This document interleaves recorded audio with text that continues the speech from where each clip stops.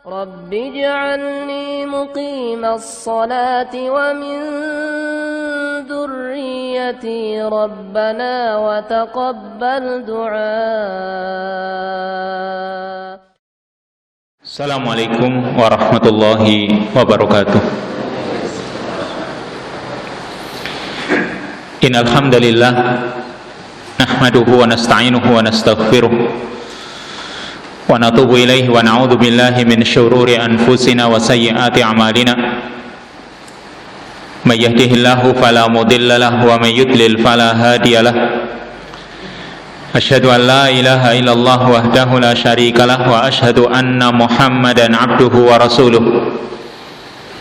Allahumma salli wa sallim wa barik ala nabiyyika wa rasulika Muhammadin wa ala alihi wa ashabihi wa man sara ala nahjihi wa ihtada bihadihi wa istanna bi sunnatihi ila yaumil qiyamah. Ikhwani wa akhwati fid din rahimani wa rahmakumullah. Ikhwan dan akhwat, hadirin saudara-saudaraku yang semoga dirahmati oleh Allah Subhanahu wa taala. Alhamdulillah, puji syukur senantiasa kita ucapkan, kita panjatkan kepada Allah Subhanahu wa taala, karena pada kesempatan yang baik ini kita bisa memulai kembali kajian rutin kita ini. Semoga ke depan bisa terus kita laksanakan, dan semoga Allah Subhanahu wa taala senantiasa menambahkan untuk kita ilmu yang bermanfaat, dan Allah jadikan amal kita amal yang saleh. Allahumma anfa'na bima 'allamtana wa 'allimna ma yanfa'una warzuqnal huda wat-tuqa was-sadad. Ikhwani wa akhwati fid din, hasanallahu jami'an. Ikhwan dan akhwat yang dimuliakan oleh Allah, pada kesempatan malam hari ini belum kita lanjutkan kajian kitab Riyadhus Shalihin, yang sebenarnya itu pembahasan yang sangat bagus, dan para ulama ketika membahas sebuah kitab mereka selesaikan sampai selesai. Bahkan kadang mereka mengulang-ulang. Seperti antum lihat misalnya Syekh Abdul Muhsin Al-Abbad Al-Badr di Masjid Nabawi, beliau mengulang-ulang syarah Sunan Abi Dawud. Beliau ulang-ulang, dan banyak para asatidzah yang kalau mengkaji sebuah kitab, bahkan Sahih Muslim, Sahih Bukhari, mereka selesaikan, bahkan kadang diulang kembali. Karena memang hayatul ilmi bil murajaah, hidupnya ilmu itu dengan cara dimurajaah, diulang kembali. Kita kadang punya ilmu, tapi ketika kita tidak memurajaahnya kembali, ilmu itu hilang, ilmu itu enggak hidup. Makanya kita juga sering-sering mengulangi apa yang kita telah ketahui. Dan pada kesempatan malam hari ini kita ambil tema sebagaimana yang sudah di-share sekitar 2 pekan yang lalu, tentang hijrahnya Nabi sallallahu alaihi wasallam, yang merupakan hijrah itu kemenangan Islam dan kaum muslimin. Jadi hijrahnya Nabi sallallahu alaihi wasallam dari Makkah ke Madinah, dari Makkah al-Mukarramah menuju Al-Madinah An-Nabawiyah atau Al-Madinah Al-Munawwarah. Ini merupakan peristiwa sejarah yang sangat agung, tidak seperti peristiwa-peristiwa yang lain. Kenapa demikian? Karena hijrahnya Nabi sallallahu alaihi wasallam ini menjadi pemisah antara 2 marhalah, 2 fase. Antara fase sebelum beliau hijrah, yaitu fase Makki atau Makkiyah, dan sesudah beliau hijrah berarti ada fase Madani atau Madaniyah. Ini pemisahnya adalah hijrahnya Nabi sallallahu alaihi wasallam, sehingga di sana ada sampai ayat-ayat pun ayat-ayat Makkiyah, ada ayat-ayat Madaniyah. Maka pemisah ini yang namanya hijrah antara fase Makkah dengan fase Madinah. Dalam berdakwah pun demikian, ada fase Makkah, ada fase Madinah. Kemudian yang namanya hijrahnya Nabi sallallahu alaihi wasallam ini menjadi tonggak, menjadi tonggak sejarah kemenangan Islam, kemenangan al-haq melawan al-batil. Karena kalau kita mengetahui yang namanya sejarah itu dikatakan besar, sebuah peristiwa bersejarah itu dikatakan besar biasanya karena 3 perkara. Ya, peristiwa hijrahnya Nabi SAW dikatakan peristiwa besar,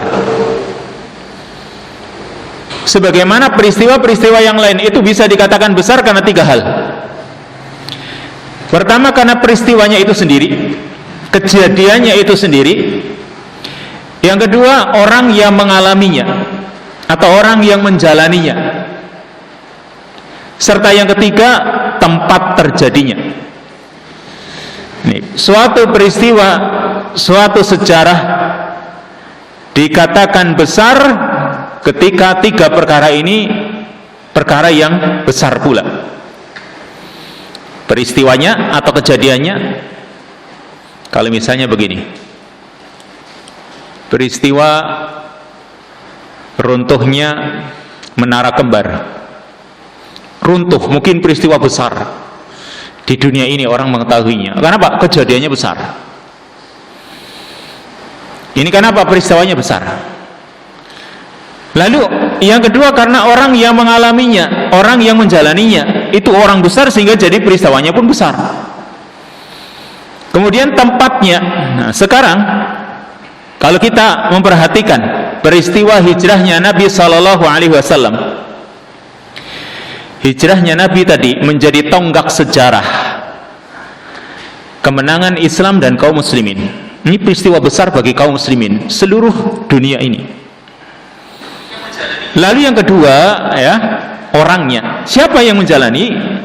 Manusia yang paling agung, yaitu Nabi kita Muhammad sallallahu alaihi wasallam. Ini yang kedua.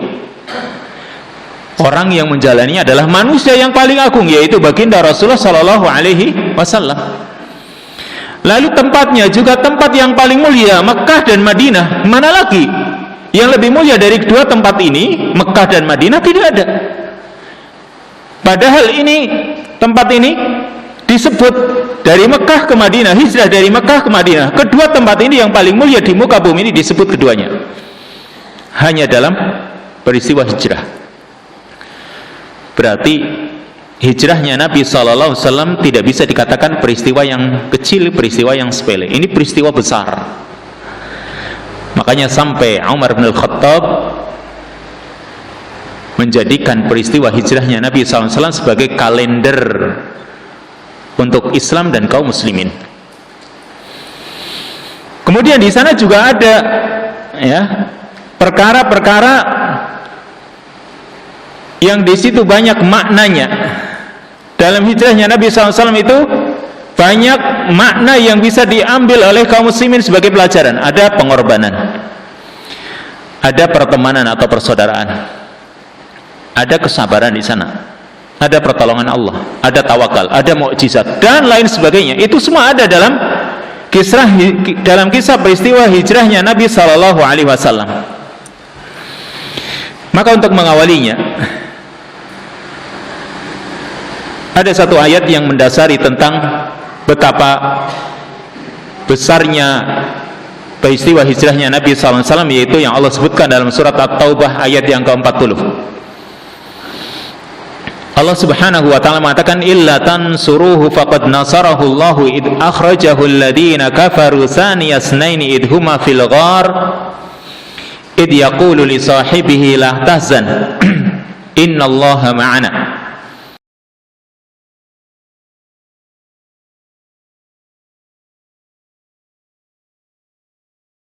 Alladhina kafaru sufla wa kalimatullahi hiyal ulya wallahu azizun hakim. Yang artinya illa tansuru, jika kalian tidak mau menolongnya, jika kalian tidak mau menolong Nabi, faqad nasarahullah, maka sungguh Allah telah menolongnya. Id akhrajahul ladzina kafaru, ketika orang-orang kafir mengusirnya. Saniyasnaini, dia adalah orang kedua dari 2 orang. Idhuma fil ghar, yang ketika kedua orang itu berada dalam gua. Id yaqulu li sahibihi la tahzan, ketika dia mengatakan kepada temannya, la tahzan, janganlah kamu bersedih. Innallaha ma'ana, sesungguhnya Allah selalu bersama kita. Fa anzalallahu sakinatahu alaih, maka Allah pun menurunkan ketenangannya kepadanya. Wa ayyadahu bi junudil lam tarauha, dan Allah memperkuatnya dengan junud, dengan tentara-tentara yang kalian tidak melihatnya. Wa ja'ala kalimatal ladzina kafaru sufla, dan Allah jadikan kalimat orang-orang kafir itu rendah. Wa kalimatullahi hiyal yu'liya, dan kalimat Allah menjadi tinggi. Wallahu azizun hakim, dan Allah Maha perkasa lagi Maha bijaksana. Dari sini Allah Subhanahu wa taala menjadikan hijrahnya Nabi sallallahu alaihi wasallam itu ada satu tujuan, ada satu visi, yaitu Allah ingin jadikan kalimat orang-orang kafir itu rendah, hina. Sedangkan kalimatul haq, kalimatul Islam, kalimatullah hiyal ulya, Allah ingin jadikan kalimat Islam ini tinggi. Dengan adanya peristiwa hijrahnya Nabi SAW. Maka sebelum kita masuk kepada pembahasan bagaimana hijrahnya Nabi SAW, maka kita pun perlu mengetahui latar belakang atau perkara yang melatar belakangi hijrahnya Nabi SAW. Jadi akan kita kupas bagaimana sekilas tentang hijrahnya Nabi. Lalu fawaid yang bisa kita ambil dari hijrahnya Nabi SAW, karena ini merupakan peristiwa kemenangan Islam dan kaum muslimin. Apa sih yang melatar belakangi hijrahnya Nabi SAW? Kenapa kok Nabi sampai hijrah? Tentunya ada sebab. Tidak begitu saja Nabi SAW hijrah. Kalau antum mungkin saja bisa seperti itu, pindah hanya karena sebab alasan sepele, pindah. Tapi Nabi SAW hijrah ke Madinah tentu ada perkara yang melatar belakangi hijrahnya beliau SAW, yaitu ketika orang-orang kufar Quraisy itu melihat sepak terjangnya Nabi SAW, dakwahnya Nabi SAW yang terus berkembang, maka mereka khawatir dakwahnya Nabi bisa berkembang, nanti orang-orang Quraisy bisa masuk Islam. Sehingga para pembesar Quraisy atau pembesar kufar Quraisy mereka berkumpul cari solusi kira-kira gimana. Maka banyak yang mereka lakukan. Yang pertama, mereka mengirim seorang duta mereka, termasuk pimpinan mereka, namanya Utbah bin Rabi'ah. Ya, Utbah bin Rabi'ah untuk datang menemui Nabi SAW. Pertama negosiasi dulu. Ngapain Utbah ini menjadi duta atau menjadi utusan dari para pembesar Quraisy yang mereka telah sepakat mengangkat dia untuk bernegosiasi dengan Rasulullah.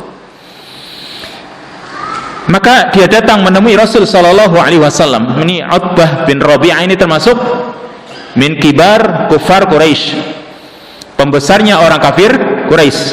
Dia datang menemui Nabi. Dia menawarkan harta. Wahai Muhammad, kalau engkau menginginkan harta, kami berikan harta.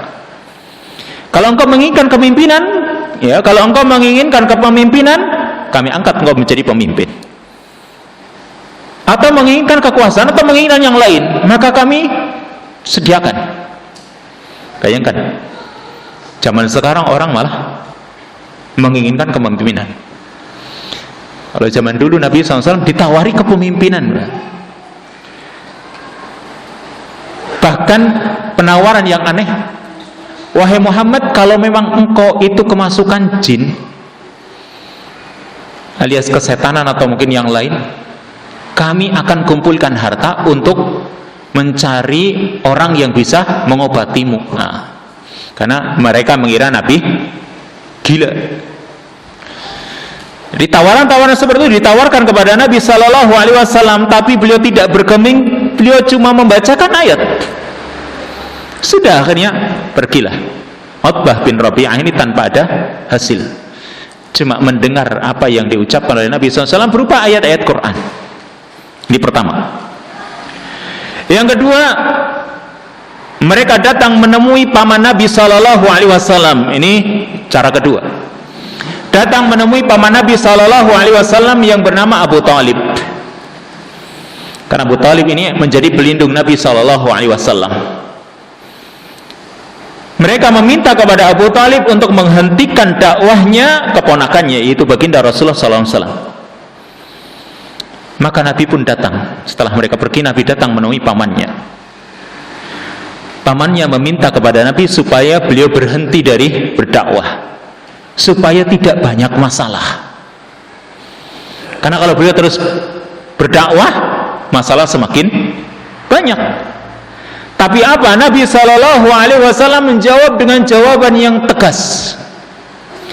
Ya ammi law wada'u syamsa fi yamini wal qamara fi yasari ala an atruka hadzal amra hatta yudhhirahu Allahu aw ahlika fi ma taraktuhu. Kata Nabi, wahai pamanku, andai kata mereka meletakkan matahari di tangan kananku dan meletakkan bulan di tangan kiriku, agar aku meninggalkan perkara ini sehingga Allah Subhanahu wa taala memenangkannya atau aku binasa karenanya, ma taraktuhu, aku tidak akan meninggalkannya. Ini tegasnya jawaban Nabi sallallahu alaihi wasallam, sampai akhirnya hati pamannya Abu Thalib pun luluh. Ya, kalau begitu silahkan, katakan semaumu. Awalnya ingin mencegah Nabi, tapi begitu melihat sikap tegasnya Nabi sallallahu alaihi wasallam, pamannya akhirnya, ya sudah, kalau begitu aku akan terus berada di belakangmu. Jadi mereka terus memberikan tekanan, menyiksa Nabi, menyiksa para sahabat yang kebetulan mereka adalah orang-orang yang lemah, sehingga akhirnya beliau sallallahu alaihi wasallam menyuruh sahabatnya untuk berhijrah sebelum Nabi. Mereka hijrah dulu, bahkan sebelumnya ada hijrah ke Habasyah, lalu ada hijrah ke Yathrib atau Madinah. Lalu yang terakhir, ketika Nabi sallallahu alaihi wasallam hendak hijrah, mereka melakukan makar untuk mengepung rumah Nabi sallallahu alaihi wasallam, dan setiap pemuda dari mereka dari setiap suku datang menjadi wakil, dan mereka semua agar ikut andil dalam pembunuhan Rasul sallallahu alaihi wasallam. Kenapa kok setiap pemuda dari suku itu dikumpulkan? Supaya mereka nanti ikut andil dalam pembunuhan Nabi. Kalau nanti setiap orang minimal memukul sekali, berarti kan dia ikut membunuh. Dan kalau yang membunuh itu banyak, sehingga keluarga Nabi nggak bisa menuntut, karena saking banyaknya suku-suku yang harus dituntut. Maunya seperti itu. Tetapi Allah berkehendak lain. Disitulah nanti akan muncul mukjizat. Sehingga kita mulai perjalanan Nabi SAW dari rumah ke Gua Hira. Ya, kita masuk pada hijrah ini. Kalau itu tadi perkara yang melatar belakangi hijrahnya Nabi Sallallahu Alaihi Wasallam. Jadi bukan karena semata-mata ingin hijrah begitu saja, tidak. Maka minad dari ilal ghar, orang-orang Quraisy itu belum tahu kalau Allah Subhanahu Wa Taala mengizinkan Nabi Sallallahu Alaihi Wasallam untuk hijrah ke Madinah. Maka sebelum mereka melaksanakan makar mereka, yang waktu itu malam tanggal 27 Safar tahun ke-14 kenabian. Berarti hijrahnya Nabi itu di akhir bulan Safar, ya, bukan bulan Muharram. Sehingga kalau orang memperingati hijrahnya Nabi bulan Muharram, ini salah. Karena hijrahnya Nabi SAW terjadi di bulan Safar, akhir bulan Safar, masuk ke bulan, ya, Rabiul Awal. Nah, siang hari tanggal 27 Safar, Nabi Sallallahu Alaihi Wasallam menemui sahabatnya yang mulia itu Abu Bakar As-Siddiq dengan sembunyi-sembunyi. Dan beliau katakan bahwasanya Allah Subhanahu Wa Taala telah mengizinkannya untuk berhijrah. Maka Abu Bakar As-Siddiq khawatir tidak bisa menemani, atau khawatir beliau tidak mau ditemani. Maka dia menawarkan diri. Dia menawarkan diri kepada Nabi untuk menemani Nabi Sallallahu Alaihi Wasallam. Maka Nabi pun mengizinkannya. Maka beliau sallallahu alaihi wasallam beliau mempersiapkan 2 kendaraan. Beliau persiapkan 2 kendaraan. Kemudian beliau juga menyewa guide, penunjuk jalan. Ya, beliau persiapkan 2 kendaraan, beliau sendiri yang mempersiapkannya. Bukan meminta orang lain tolong siapkan. Kalau zaman sekarang mungkin tolong siapkan ya kendaraannya. Ini Nabi SAW mempersiapkan 2 kendaraan, menyewa guide, penunjuk jalan, seorang yang waktu itu masih kafir musyrik dari Bani Ad-Dail, namanya Abdullah bin Uraikid. Maka beliau SAW menyerahkan 2 kendaraan itu kepada Abdullah bin Uraikid untuk perjalanan nanti. Dan keduanya sepakat untuk bertemu di Gua Thur. Kapan? Setelah 3 hari.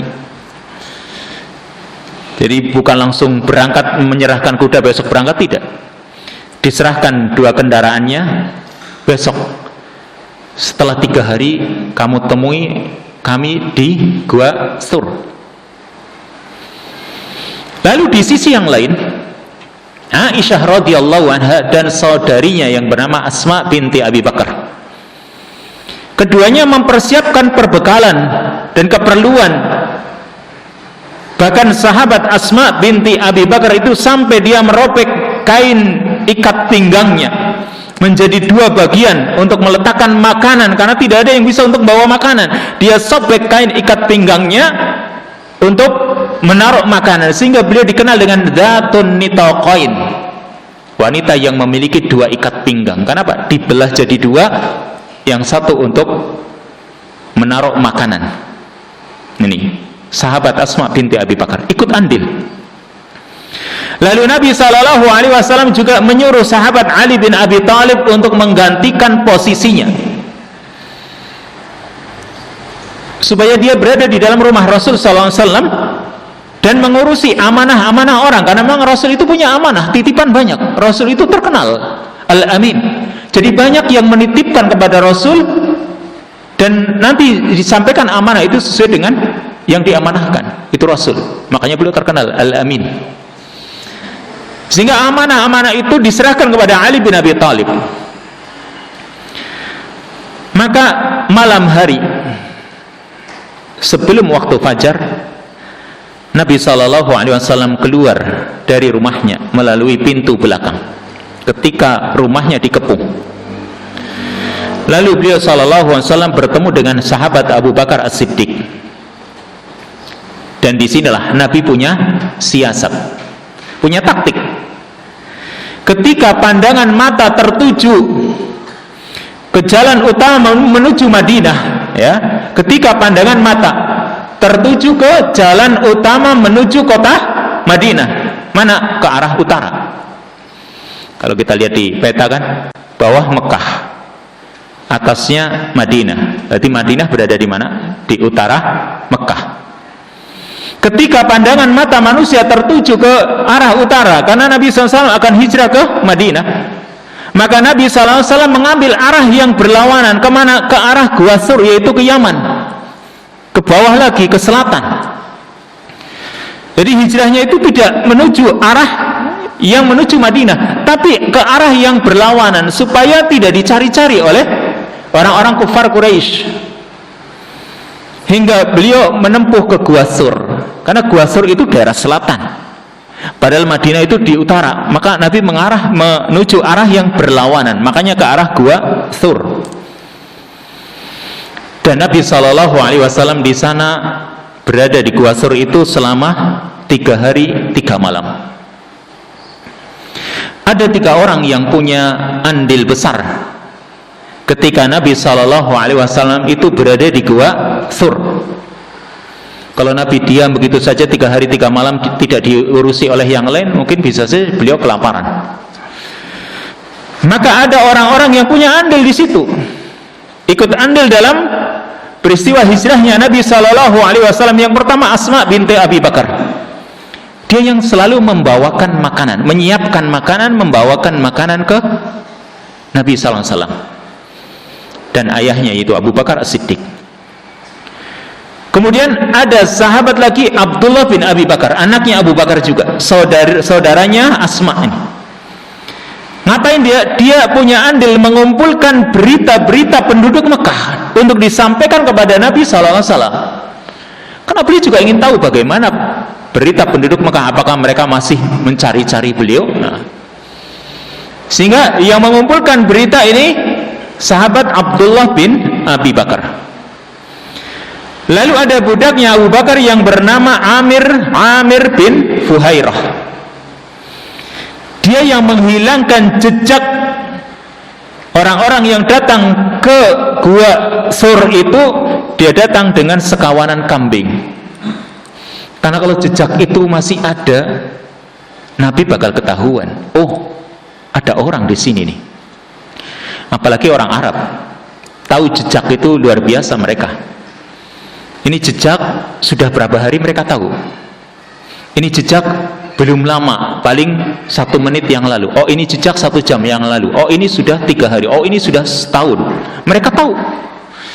Jangankan yang seperti itu, bahkan orang Arab mengatakan orang jalan lalu ada lihat jejaknya, bisa diketahui.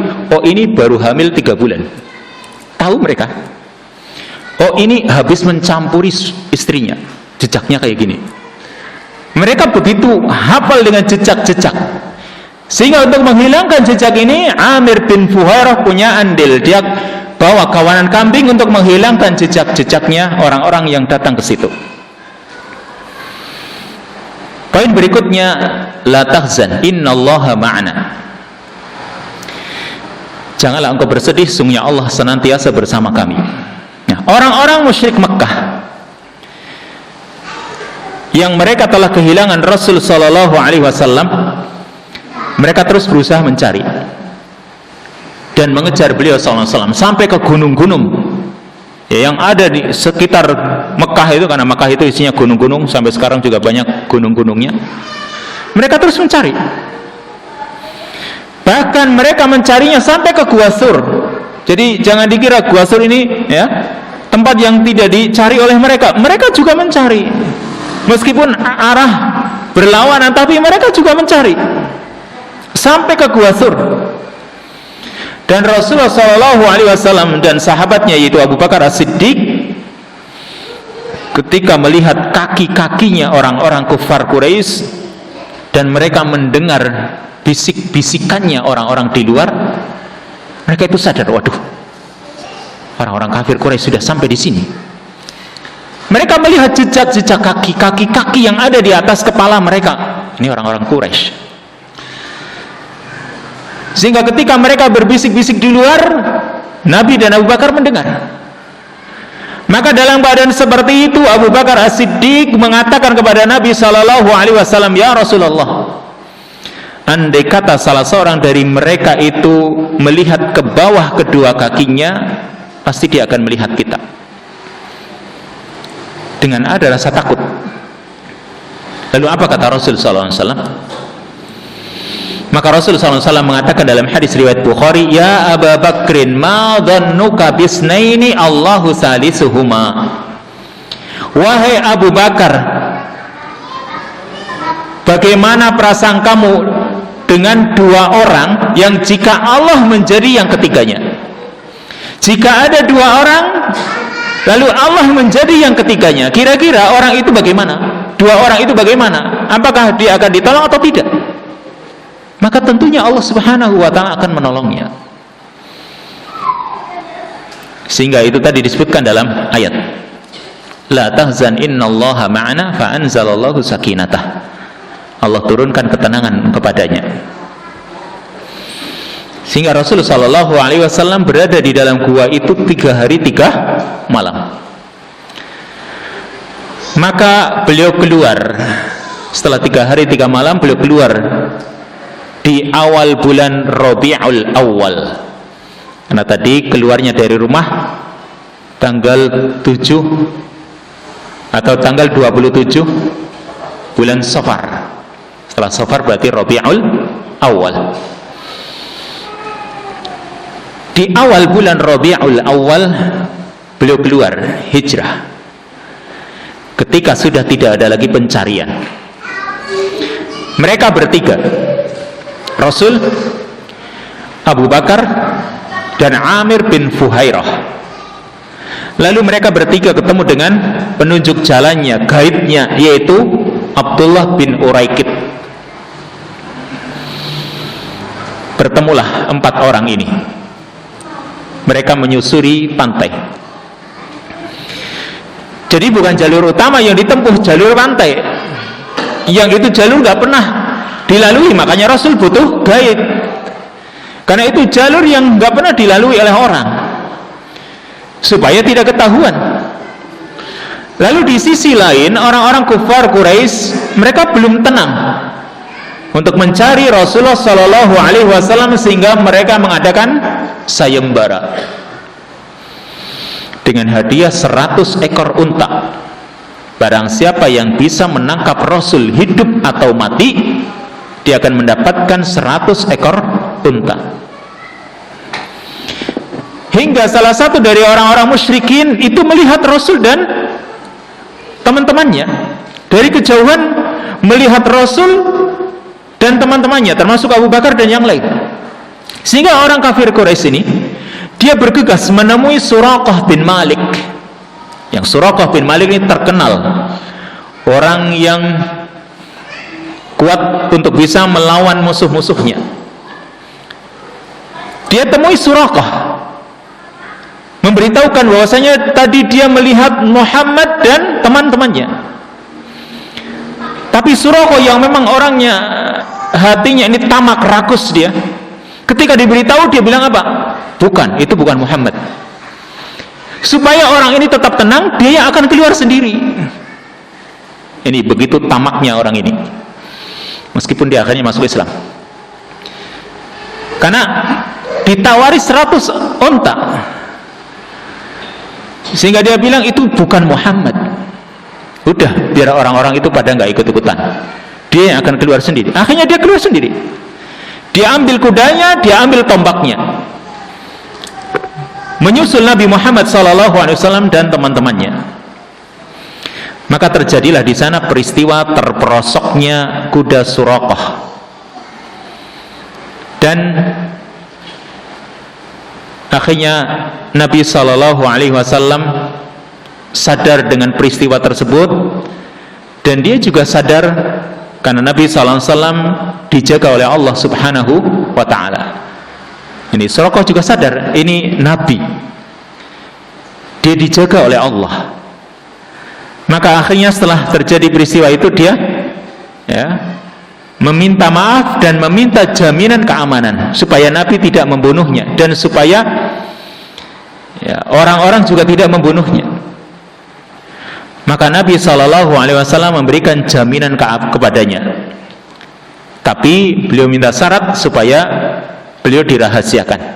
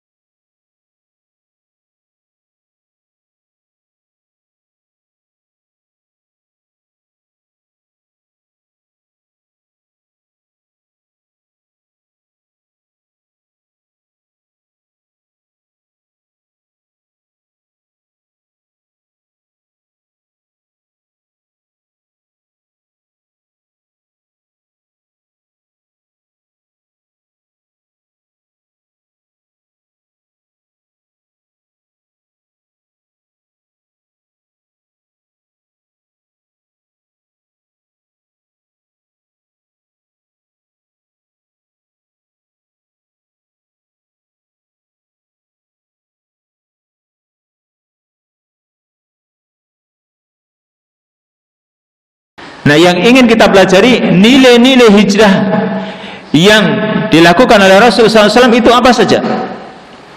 Ini yang harus kita ambil. Jadi sekilas tadi itu hijrahnya Nabi SAW. Sebenarnya kalau dirunut peristiwa-peristiwanya, dibaca secara detail, waktunya panjang. Itu kisah tadi sekelumit, sekilas tentang hijrahnya Nabi SAW. Nah, yang terpenting bagi kita, nilai-nilai yang bisa kita ambil dari hijrahnya Nabi SAW itu apa? Yang pertama, yaitu daurul mar'ah fil hijrah, peranan wanita dalam berhijrah. Ini peranan wanita dalam berhijrah. Bukan berarti wanita itu tidak punya peranan sekali dalam peristiwa besar ini. Ada nama-nama tadi yang sudah kita sebutkan yang punya peran besar dalam hijrahnya Nabi SAW. Ada Aisyah binti Abi Bakar. Dia juga banyak merekam kisah atau peristiwa ini. Dia yang paling banyak merekam ini. Dia yang paling banyak menyampaikan kepada Islam, kepada umat Islam ini, kepada para sahabat yang lain. Ya, dia yang paling banyak merekam dan menyampaikannya kepada umat. Kemudian saudarinya tadi, yaitu Asma binti Abi Bakar, yang dikenal dengan Zatun Nitaqain, wanita yang memiliki dua ikat pinggang, yang banyak membantu menopang Nabi SAW dan Abu Bakar dengan makanan yang telah dipersiapkannya. Bahkan dalam riwayat dia ini tidak lepas dari penganiayaan orang-orang kufar Quraisy. Bahkan dia bercerita sendiri, ketika Rasulullah SAW dan Abu Bakar keluar, maka sekelompok orang Quraisy mendatangi Asma binti Abi Bakar. Di antara mereka ada sahabat Abu Jahal bin Hisham. Mereka berdiri di depan pintu rumahnya Abu Bakar, rumahnya Asma binti Abi Bakar. Maka dia keluar menemui mereka. Mereka bertanya, "Aina abuk? Mana ayahmu? Ya, mana bapakmu, wahai Asma binti Abi Bakar?" Kata dia menjawab, "Wallahi la adri." Aku tidak tahu demi Allah. Karena memang tidak tahu sekarang posisi di mana, dia nggak tahu. Nah, gitu. Ya, demi Allah aku tidak tahu. Maka apa yang dilakukan oleh Abu Jahal? Maka Abu Jahal mengangkat tangannya, menampar pipinya Asma binti Abi Bakar sampai anting yang dia pakai lepas. Berarti pukulannya luar biasa. Dipukul sampai antingnya saja terlempar. Lalu mereka pergi.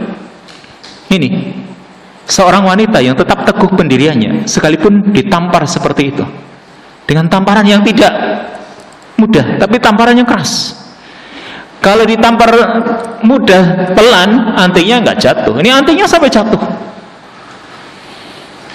Maka ini pelajaran dari Asma binti Abi Bakar untuk kaum wanita muslimah. Bagaimana dia bisa menyimpan rahasia kaum muslimin dari musuh-musuhnya, dan bagaimana dia bisa tegar di hadapan kekuatan kezaliman. Dia tegar menghadapi kezaliman. Ini sahabat Asma binti Abi Bakar punya peranan besar dalam hijrahnya Nabi SAW. Ini pertama, daurul mar'ah fil hijrah. Yang kedua, as-sira' bainal haqqi wal batil. Yang kedua yaitu perlawanan antara kebenaran dan kebatilan, pertarungan antara hak dengan batil. Yang sebenarnya yang namanya al-haq selalu berlawanan dengan al-batil ini sejak dahulu, atau ini merupakan sunnatullah, kan gitu. Selalu ada, ketika ada hak pasti ada kebatilan yang melawannya. Ini sejak dahulu, sejak Allah Subhanahu wa taala ciptakan manusia pertama, ada hak, ada batil. Ya, ada kebenaran, ada kebatilan. Ada orang-orang yang tidak suka dengan kebenaran. Dan seperti itu sunnatullah bagi orang-orang yang menjalani agama Islam ini juga pasti akan ada orang-orang yang memusuhinya. Allah katakan dalam surat Al-Hajj ayat yang ke-40, alladzina ukhriju min diyarihim bighairi haqq illa an yaqulu rabbuna Allah walaula daf'ullahi an-nasa ba'dahum bi ba'din lahuddimat sawami'u wa bi'u wa salawatu wa masajidu yudkaru fiha ismullahi katsira wa la yansurannallahu may yansuruhu innallaha qawiyyun innallaha laqawiyyun aziz. Alladzina ukhriju, orang-orang yang diusir min diyarihim, dari negeri-negeri mereka, bighairi haqq, tanpa atau dengan cara yang tidak benar, illa an yaqulu, kecuali hanya mereka sekedar mengatakan Rabbunallah, Tuhan kami Allah. Mereka diusir hanya karena sebab mengatakan Rabbunallah, mereka diusir. Walaula daf'ullahin nasa ba'dahum bi ba'din, andai kata Allah tidak menolak kezaliman manusia sebagian mereka dengan sebagian yang lain, lahuddimat sawami', pasti akan dirobohkan biara-biara, wa biya'un, dan gereja-gereja, wa salawatun, dan rumah-rumah ibadah, wa masajidu, dan masjid-masjid, yudkaru fiha ismullahi katsira, yang banyak disebut nama-nama Allah. Wa la yansurannallahu may yansuruh. Nah, ini endingnya. Wa la yansurannallahu may yansuruh, sungguh Allah akan menolong orang yang akan menolongnya. Innallaha laqawiyyun aziz, sesungguhnya Allah benar-benar maha kuat lagi maha perkasa. Ini yang harus kita sadari ini. Jadi ini tadi sunnatullah. Suatu kebenaran pasti akan ada lawannya. Jadi, jangan dikira kalau kita itu hidup di dunia ini ingin menjalankan kebaikan, ingin menjalankan kebenaran, tidak ada yang melawannya. Selalu ada. Tapi ingat sunnatullah ini, ya, bahwa Allah akan menolong orang yang mau menolongnya, dan Allah akan berikan kemenangan. Allah katakan dalam surat Al-Mujadilah ayat yang ke-21, kataballahu la aghlibanna ana wa rusuli innallaha qawiyyun aziz. Allah telah menetapkan la aghlibanna, sungguh aku dan Rasulku pasti akan menang. Innallaha qawiyyun aziz, sesungguhnya Allah maha kuat lagi maha perkasa. Ini sunnatullah. Orang yang menolong agama Allah, maka Allah akan berikan pertolongan untuknya. Tapi kita juga harus waspada, karena makar-makar musuh-musuh Islam terhadap dakwah dan duat terus menerus, ya. Maka setiap dai, orang yang mengajak kepada kebaikan atau duat, juru dakwah, ya, harus senantiasa meminta perlindungan kepada Allah Subhanahu wa taala. Harus yakin dengan janji Allah Subhanahu wa taala, dan juga harus bertawakal kepadanya. Serta harus sadar bahwa makar yang jelek akan menimpa kepada pelakunya sendiri. Ya, makar yang jelek itu akan menimpa kepada pelakunya sendiri. Allah mengatakan dalam surat Al-Anfal ayat yang 30, wa id yamkuru bikal ladzina kafaru liyuthbituka aw yaqtuluka aw yukhrijuk wa yamkuruna wa yamkurullahu wallahu khairul makirin. Wa id yamkuru bikal ladzina kafaru, dan ingatlah ketika orang-orang kafir mereka ingin membuat makar, ingin menangkapmu wahai Muhammad, liyuthbituka, untuk memenjara kamu, au yaqtuluka, atau membunuhmu, au yukhrijuk, atau mengusirmu, wa yamkuruna, mereka membuat makar, wa yamkurullah, Allah juga membuat makar, menandingi makar mereka, wallahu khairul makirin, dan Allah adalah sebaik-baik orang yang membuat makar. Ini jadi insya Allah makar-makar itu akan kembali kepada mereka sendiri. Poin berikutnya, faedah yang bisa kita ambil dari hijrahnya Nabi SAW, yaitu at-tawakkulu wal yakin. Tawakal dan yakin ini harus ada dalam diri setiap muslim. Orang yang merenungi peristiwa hijrahnya Nabi SAW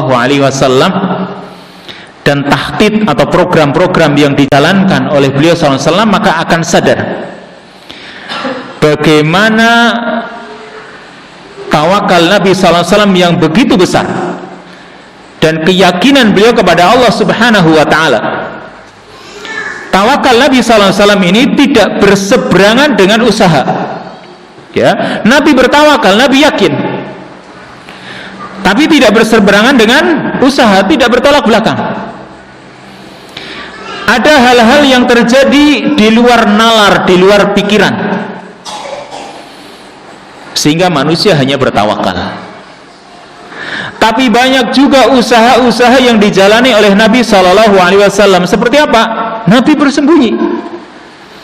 Ya, ini usaha namanya. Nabi bersembunyi, tidak langsung berangkat begitu dari Mekah langsung menuju Madinah, kan nanti tidak terlihat sama orang. Ya, kalau dia pakai ilmu bayangan barangkali.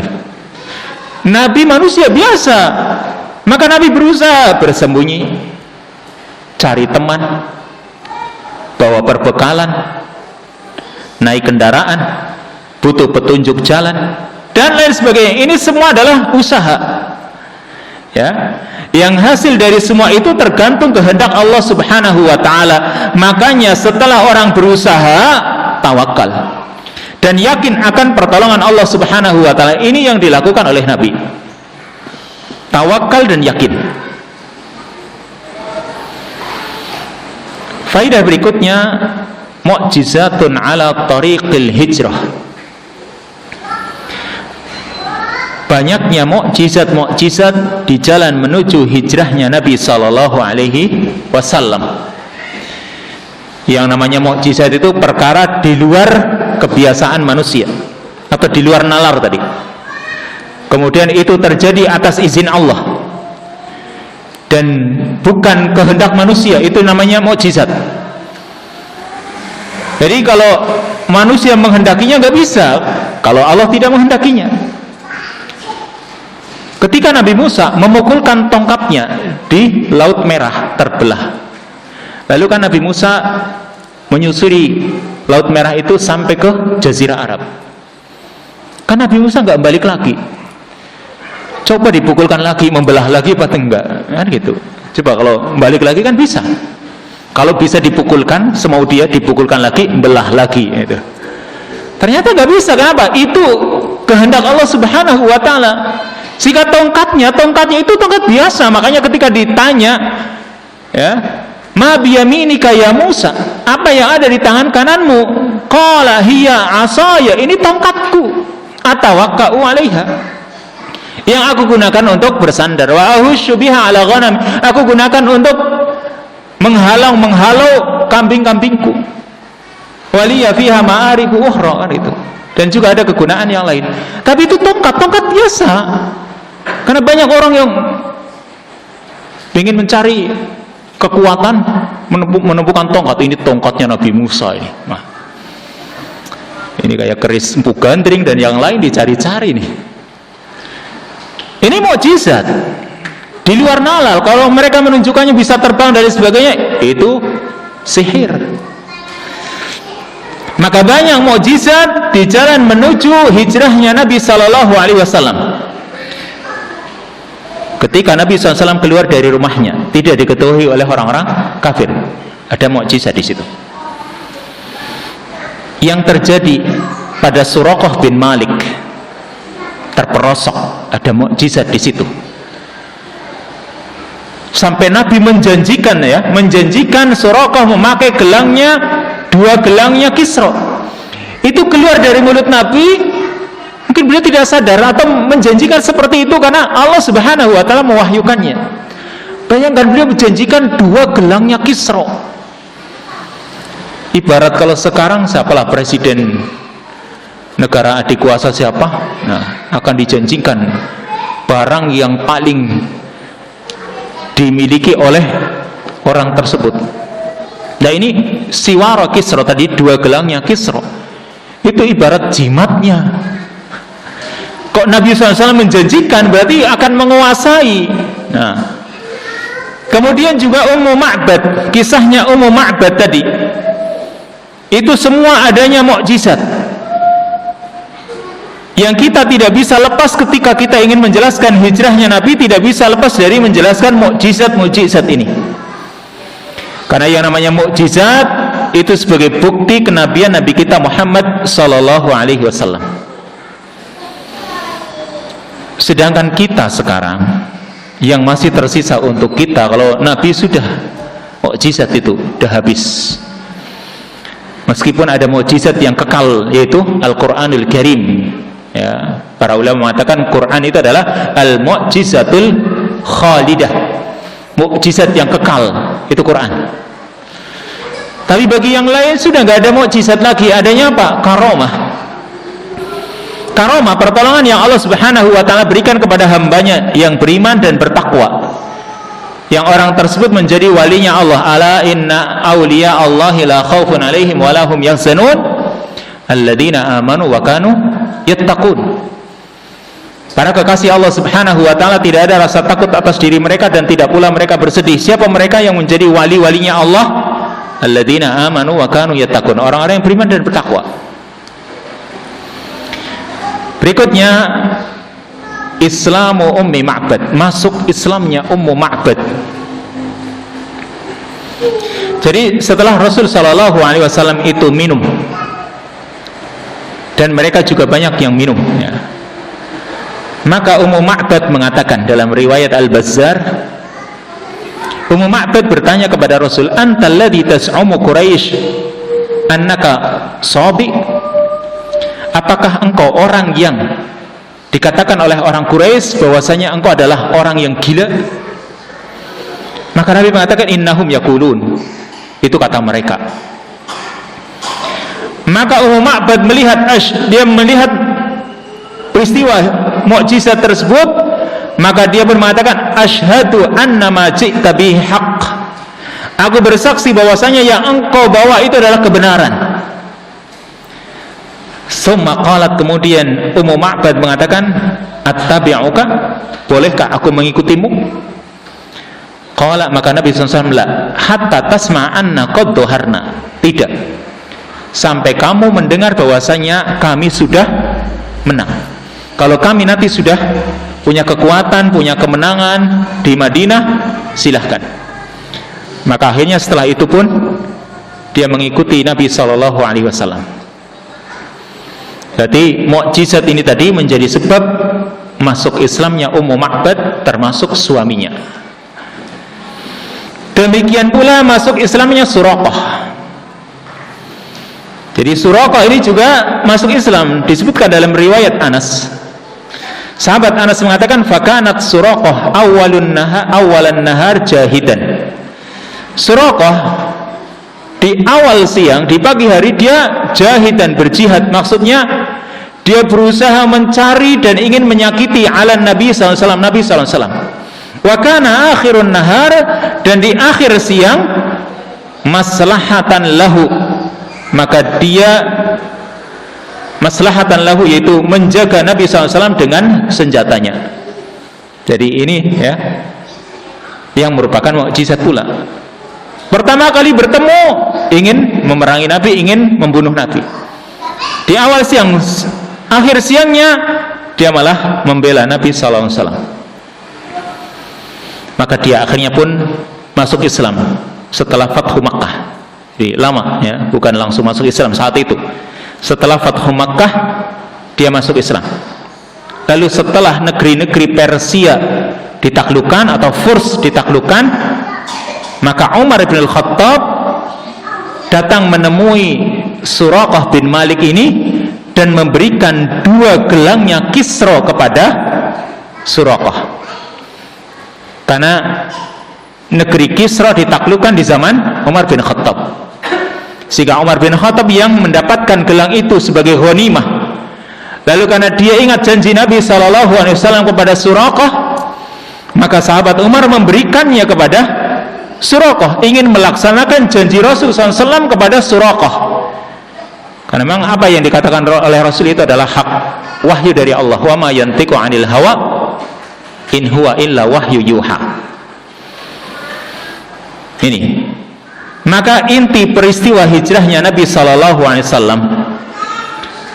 membawa pengaruh yang besar dalam kemenangan Islam. Bukan hanya di zaman Nabi Sallallahu Alaihi Wasallam, tapi terus berlanjut dari masa ke masa. Jadi dengan adanya hijrahnya Nabi Sallallahu Alaihi Wasallam, maka Islam mendapatkan kemenangan. Dan itu terus berlanjut dari masa ke masa sampai diteruskan oleh generasi sesudah Nabi Sallallahu Alaihi Wasallam. Dari masa ke masa, dari tempat ke tempat, dari daerah ke daerah yang lain. Karena sirah Nabi Sallallahu Alaihi Wasallam ini menjadi kaidah, menjadi dasar dalam kehidupan Muslim, menjadi uswah dalam kehidupan setiap Muslim. Yang Nabi SAW katakan dalam ayat Allah Subhanahu wa taala firmankan dalam surat Al-Ahzab, laqad kana lakum fi rasulillahi uswatun hasanah liman kana yarjullaha wal yawmal akhir. Sungguh pada diri Rasul sallallahu alaihi wasallam itu terdapat uswah, terdapat teladan yang baik bagi orang yang berharap perjumpaan dengan Allah dan hari akhir, dan wa dzakarallaha katsira, dan banyak mengingat Allah. Jadi ini ya, hijrahnya Nabi SAW yang merupakan peristiwa besar, menjadi tonggak sejarah kemenangan Islam, dan terbentuklah daulah Islamiyah yang itu bisa kita rasakan sampai sekarang. Andai kata Allah Subhanahu wa taala ingin memenangkan Islam, sebenarnya Allah mampu. Menghancurkan kekuatan kafir mudah bagi Allah Subhanahu wa taala, tapi Allah ingin jalankan sunnatullah, bahwasanya suatu kemenangan disertai dengan usaha.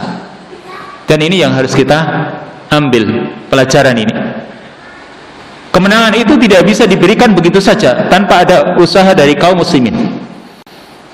Kalau memang mereka itu amanu wattaqau, beriman dan bertakwa, kalau mereka itu yakin, maka Allah Subhanahu wa taala pun akan berikan kemenangan itu kepada kita semua. Wallahu taala alam bisawab. Sampai di sini, ini merupakan makalah yang saya ambil dari Al-Hijratun Nabawiyah Asy-Syarifah. Wallahu taala a'lam bissawab. Sampai di sini dulu. Wassallallahu wasallama ala nabiyina Muhammad wa ala alihi wa sahbihi ajma'in. Subhanakallahumma wa bihamdika asyhadu an la ilaha illa anta astaghfiruka wa atubu ilaik. Wassalamu alaikum warahmatullahi wabarakatuh.